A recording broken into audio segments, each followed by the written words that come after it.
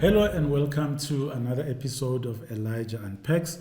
Today we are looking at a very controversial matter, the one of young people falling pregnant without planning for it. We know this because these are huge numbers of young people at such a tender age that it's actually very sad to see. We were looking at the statistics and going through them. It was really quite shocking. And I was reading that between January and March of 2022, we had 17,855 girls who delivered babies in the country between January and March. But also when you look at the period starting April to June 2022, you've got 22,000 deliveries that were registered by the Department of Health itself, which means the total between January and June is 39,863, which is a shocking statistic to read, especially if you look at it in the context of the fact that we are just over 6 months since the year started. What will the figures be at the end of the year? But what is of particular concern is the fact that in the same period, we had 560 pregnancies, not pregnancies, but 560 deliveries of babies by young people between the ages of 10 to 14-year-olds. And I'm talking about 560 being the number recorded between January and March of this year. And when you look at the statistic of April to July 2022, it shows that 737 10 to 14-year-olds gave birth, which means as things stand right now, we've got 1,297 deliveries, births that have taken place by girls between the ages of 10 to 14 years old. I just want you to think about that. Imagine a 10-year-old giving birth to a baby. This is a baby giving birth to another baby. It doesn't get worse than that. But here is the bigger problem. You have a potential of 1,297 potential statutory rape cases. In the 10 years of working at the Department of Basic Education, I've never heard of a single case where parents, members of the society, neighbors, relatives, just concerned members of the public, where they've opened a case on behalf of these vulnerable children to protect them. It never happens.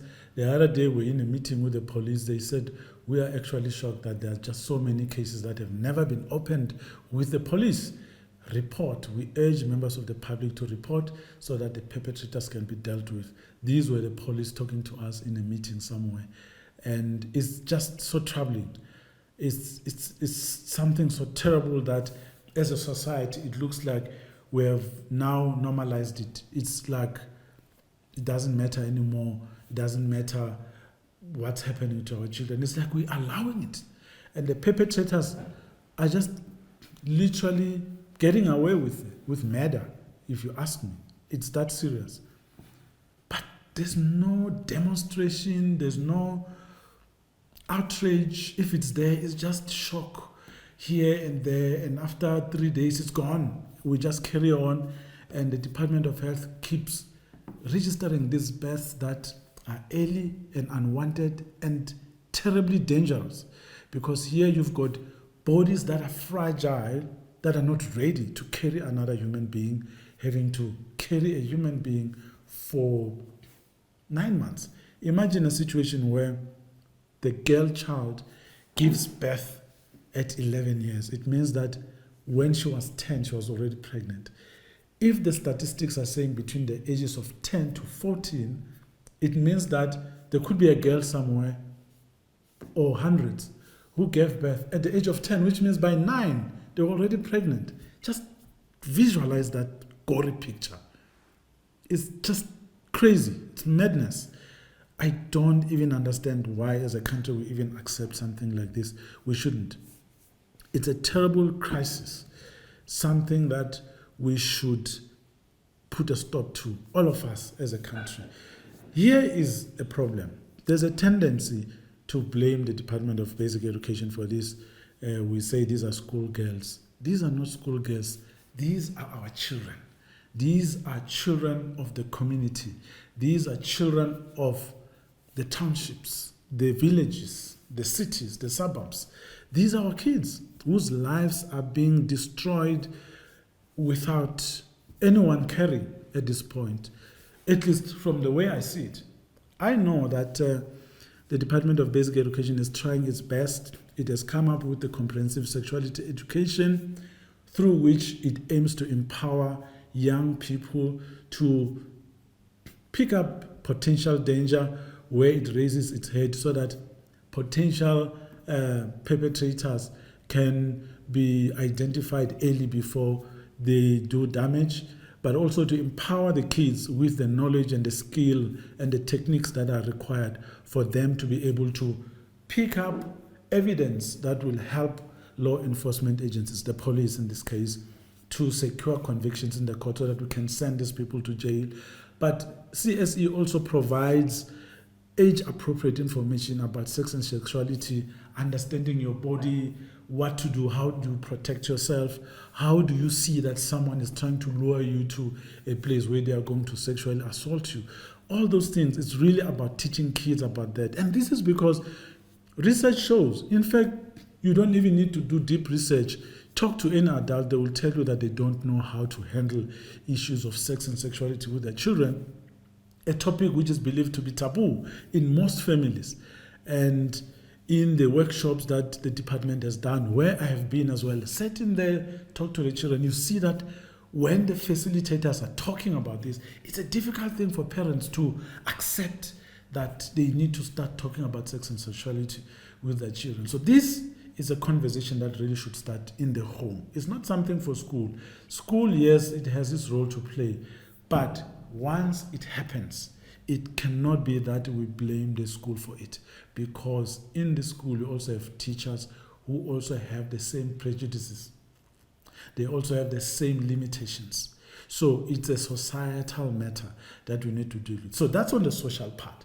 The second part is that statistics, doesn't matter which year, just go do a check. You will find that the biggest rate of dropout is taking place between grade 10 and 12.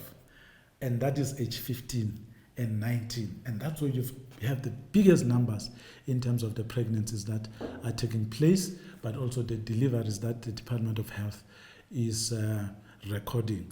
So we have a problem there. We all know one of the biggest causes of the dropout rate in the country, pregnancies. Yes, the Department of Basic Education has a policy. It's called the Policy on the Prevention and Management of Learner Pregnancy in Schools, through which it encourages and actually urges and commands, if you will, society, all stakeholders, different types. At my last count, I think there were like 11 different stakeholder groupings that are involved in this, from SGBs to parents to individuals to other government departments like the police, social development, education, health. Everyone must come, the NGOs, CBOs, everyone, that we need to all work together to protect our children. And I always say this, that child protection is everybody's business. So we all need to work together on this one. So this policy, what it says is that it is the responsibility of all of us to make sure that where we pick up issues of sexual assault, we deal with them, we report, we work together comprehensively. But it says in there that when a school picks up that a child is pregnant and they are younger than the consent age, then there's a case of statutory rape. I've already said that between January and July, we've got 1,297 cases of births registered of children between the ages of 10 to 14. In terms of the law in the country, those are 1,297 potential statutory rape cases. The question is, what are we going to do about it? It concerns me, particularly as a person who watches all these statistics being put together, and as a person that gets to answer the questions. And for some reason, everyone says, what is education doing about this? What can education do about it? It's not a matter that should be blamed on the door of one particular stakeholder. We should all take responsibility. I'm waiting for a march that will come to the Department of Basic Education. I will be the one to go receive a memo which will say, enough is enough. We are parents, we are stakeholders, we are concerned about the plight of our children. We want to put a stop to this nonsense. We can no longer stand by and watch our children's lives being destroyed in this way. Here is a memo. We urge you, Minister, please get other stakeholders. Let's talk about this. We urge the police, do their work, arrest these people. We urge the neighbors, we urge the relatives, we urge the fathers, the uncles, the brothers, the sisters, everyone who has become aware of a sexual relationship between a child and an adult, even among children themselves, that we really need to work together. Religious organizations, the pastors, they can't get away with it. All of us, we have a responsibility. We need to stop the blame game and stop this nonsense. It can't happen anymore. We need to work together. Child protection, as I said, is everybody's business until such time that each and every stakeholder does their part in the chain. It's not going to change. It's really not going to change.